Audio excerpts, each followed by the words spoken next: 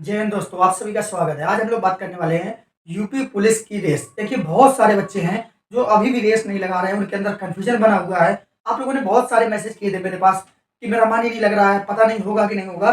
तो मैं आप लोगों को बता दूं कि भाई, जितने नंबर मैं बताने वाला हूँ, अगर आपके इतने बन रहे हैं तो आप अपनी रेस लगाना स्टार्ट कर दें। तो चलिए अपना वीडियो स्टार्ट करते हैं। देखिए, सबसे पहले कितने नंबर तक वाले रेस करें, अभी आप लोगों को मैं बता दूंगा कि कितने नंबर बन रहे हैं, तो आप लोग रेस करना शुरू कर दें।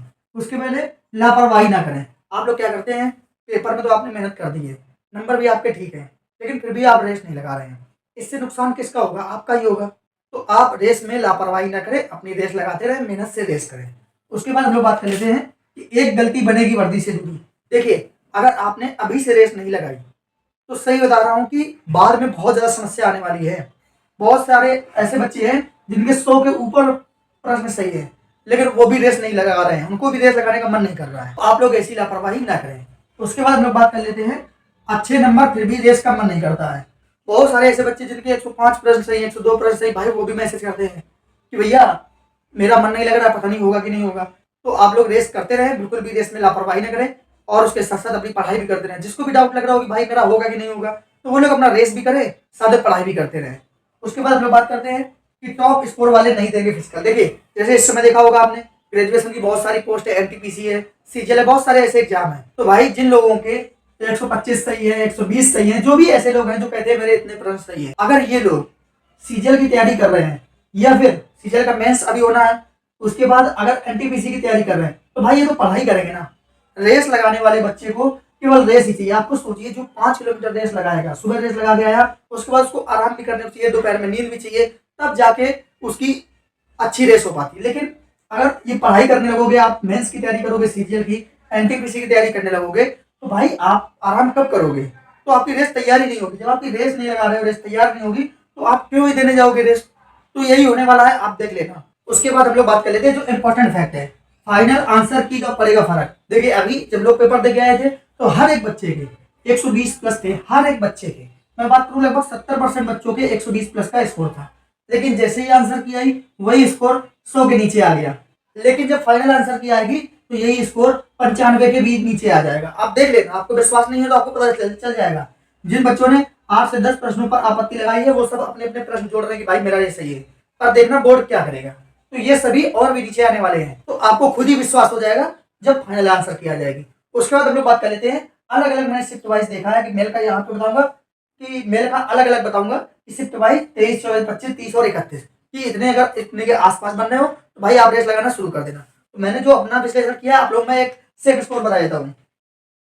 देखिए, अगर बात करें हम लोग 23 तारीख की दोनों शिफ्टों की, देखिए 23 तारीख की जो दोनों शिफ्टें हैं, अगर आपके 91 और 91 प्लस इसके आसपास बन रहे हैं, तो भाई आप अपना फिजिकल चालू कर दें। और ये किसके लिए? यूआर, ओबीसी और ईडब्ल्यूएस, ये दोनों तीनों लोगों के लिए मैं बता रहा हूँ। तो अगर आपके इसके आसपास बन रहे हैं तो आप लोग अपनी रेस लगाते रहे। उसके बाद हम लोग बात कर लेते हैं जो 24 तारीख की है।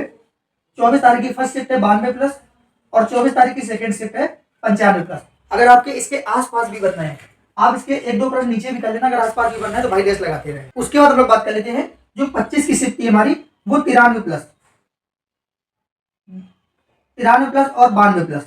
अगर आपके 25 की शिफ्ट में इतना स्कोर बन रहा है, ये तीनों कैटेगरी की मैं बात कर रहा हूँ, अगर इतने के आसपास आपके प्रश्न सही हैं तो भाई आप फिजिकल करते रहे। उसके बाद हम बात कर लेते हैं 30 तारीख की। तो 30 तारीख की जो फर्स्ट शिफ्ट थी वो है 93 प्लस, और 30 तारीख की सेकंड शिफ्ट है वो 90 प्लस। मतलब अगर इसके आसपास भी आपके 89, 88 भी हैं, तो भाई आप रेस लगाते रहे।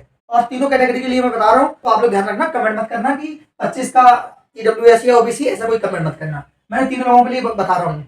उसके बाद बात कर लेते हैं 31 तारीख की दोनों शिफ्टों में, अगर आपके 92 प्लस और 91 प्लस बन रहे हैं तो आप लोग रेस लगाते रहे। ये मैं मेल के लिए बता रहा हूँ।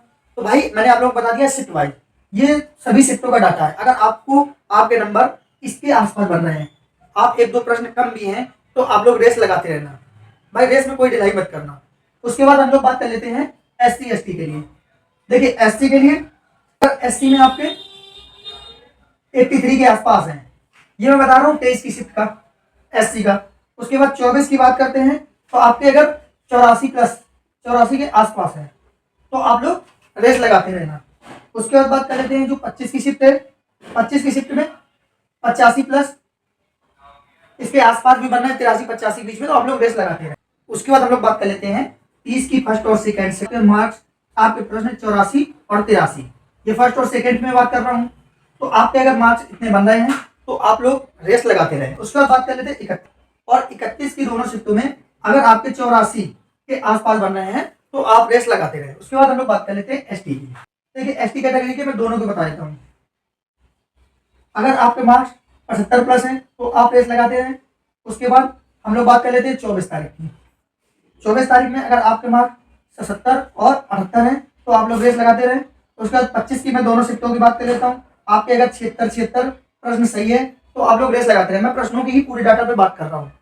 उसके बाद बात कर लेते हैं कि जो हमारी अगली शिफ्ट है 30 की, अगर 30 में फर्स्ट शिफ्ट में 76 और सेकंड शिफ्ट में आपके 72 बन रहे हैं तो भी आप रेस लगाते रहे।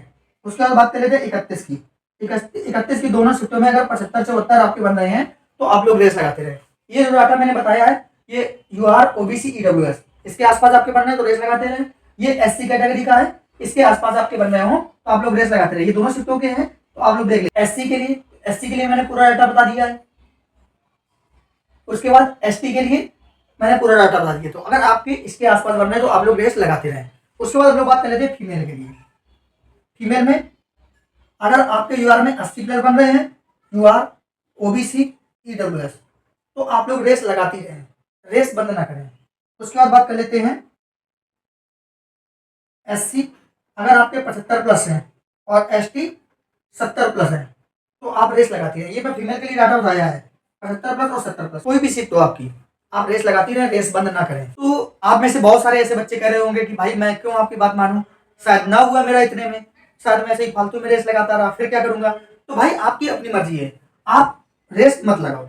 अगर आपको विश्वास नहीं है या बात नहीं मान रहे हो, ये लग रहा है कि मेरा नहीं होगा, तो आप अपनी रेस ना लगाइए।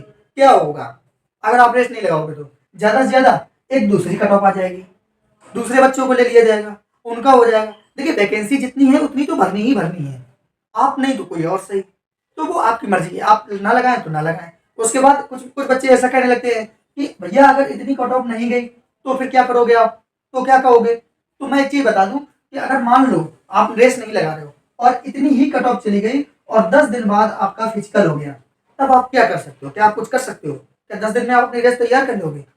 आप कुछ भी नहीं कर सकते हो।